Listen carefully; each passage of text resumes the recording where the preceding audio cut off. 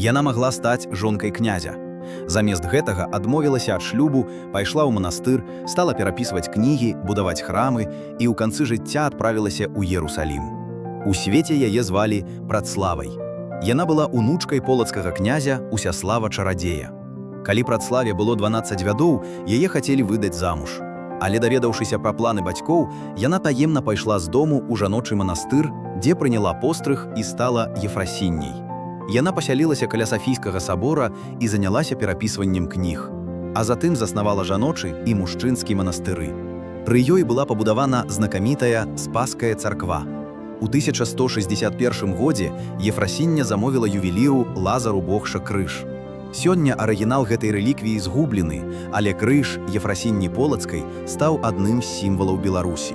А ў канцы жыцця Ефрасіння вырашылася на падарожжа, якое для чалавека 12 стагоддзя было сапраўдным выпрабаваннем. З Полацка праз Канстантінополь яна адправілася ў Іерусалім. Там яна і памерла. Яна магла стаць жонкай князя, але выбрала іншы шлях. І менавіта таму праз стагоддзі мы памятаем яе як Ефрасінню Полацкую.